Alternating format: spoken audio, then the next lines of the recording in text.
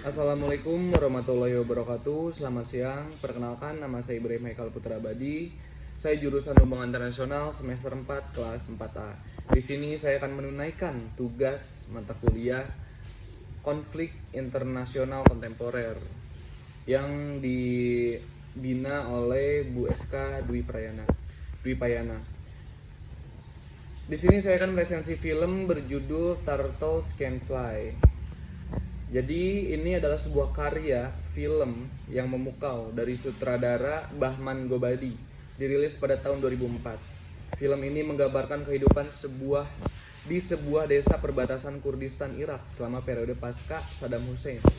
Gobadi menghadirkan narasi yang kuat melalui sudut pandang anak-anak, terutama seorang anak yatim piatu bernama Soran, atau bisa dipanggil nanti dalam filmnya sebagai Satelit, yang memimpin kelompok anak-anak lain untuk mengumpulkan ranjau-ranjau darat. Cerita ini menggambarkan kehidupan yang penuh tantangan dan kesulitan, terutama dengan latar belakang perang dan ketidakstabilan politik pada masa itu. Kita masuk ke plot cerita dalam film ini. Film ini berlatar belakang di kamp pengungsi Kurdi di perbatasan Irak-Turki pada beberapa waktu sebelum invasi AS ke Irak.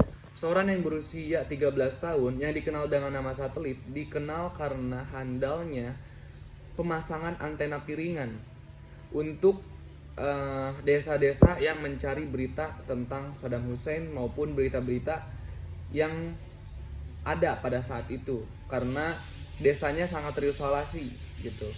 Jadi itulah yang seorang ini dipanggil nama Satelit karena pandai membetulkan antena-antena satelit.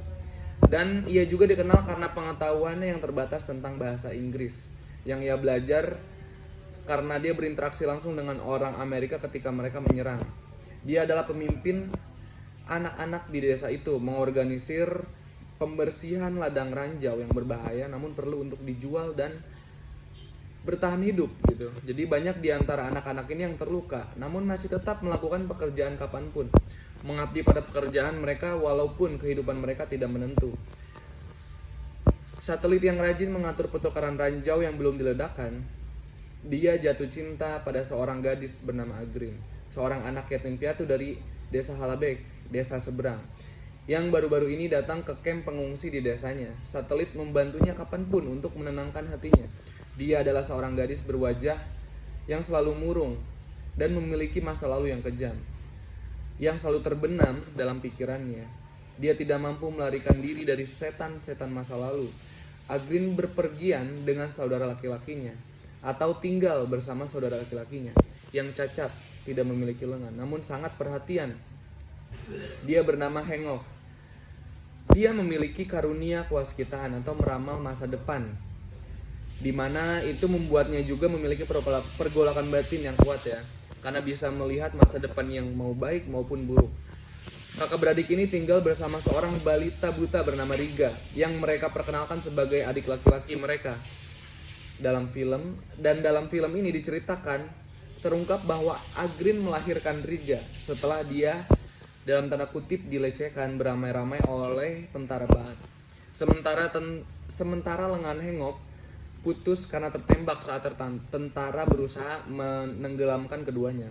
Agrin tidak dapat menerima Riga sebagai apapun selain noda masa lalu, sebagai pengingat akan masa lalunya yang brutal. Maka dari itu Agrin selalu mencoba meninggalkan anak itu dan bunuh diri beberapa kali. Suatu kali dia juga mencoba membakar dirinya sendiri di danau, tapi dia menyerah. Mencoba menyingkirkan anak itu, dia mengikatnya di pohon di mana tempat ranjau bekas tertanam di sekitarnya, dan ia meninggalkannya. Riga berjalan berkeliling sampai